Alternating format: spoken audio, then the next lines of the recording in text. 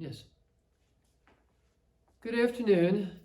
Today is June the 29th, and it's a very special feast day in the life of the church because today we celebrate the solemnity, not just a feast, but the solemnity of Saints Peter and Saint Paul, the two primary founders of the Catholic Church after the death of Jesus.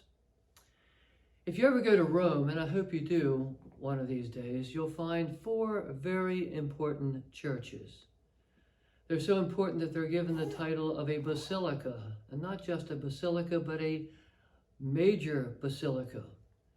First of all, there is the Basilica of St. John Lateran, which was the first major church built over in Rome, and it is the cathedral church of the Archdiocese of Rome.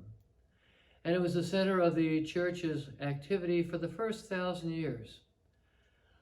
Also, we have the church or the Basilica of St.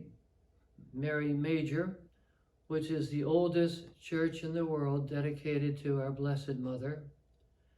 Then there is St. Peter's Basilica, which everybody knows about because that's where we see the Pope today, because that's his home since the last 500 years.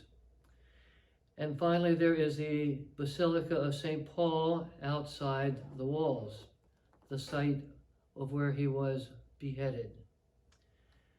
Today we celebrate these two great apostles who, though different in temperament and background, were united in purpose to bring Christianity to the world. St. Peter to the Jews, St. Paul to the Gentiles, the non-Jewish people around the world. Peter, as I think many of you know, was a rough fisherman. He was impetuous, he was impulsive, didn't always think before he acted. Paul, on the other hand, was well educated. He was more sensitive. But both helped spread Christianity to Asia Minor, to the Holy Land, to Greece, and they both finally wound up in Rome where they were martyred.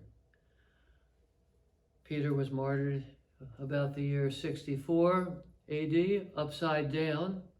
He didn't feel worthy to be crucified like Jesus.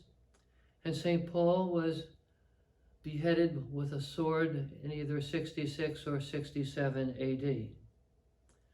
But both of them spent their last years, if not together, but they spent their last years in the same place, in the Mamertine prison on the edge of the Roman Forum. It was built many years before them over an old cistern, and the prisoner was lowered down 2 levels by a rope, where he stayed until the time of his execution. It was damp, dark, and smelled very badly. And some prisoners were not executed, they were simply left there to starve to death. Today you can still, if you visit there, go down into that old prison. You can see the pillar, the column to which both St. Peter and St. Paul were chained, as well as an altar that was erected at a later date. And you'll notice something very interesting about the front of the altar. Carved is a cross upside down in respect to St. Peter, who spent his final days there. Today, when we remember their ministries and lives, their deaths in the center and capital of the Roman Empire point to the center and capital of the Catholic Church today, in Rome. How ironic that Rome, who put these two apostles to death, finds itself displaced in importance by the church of the carpenter from Nazareth.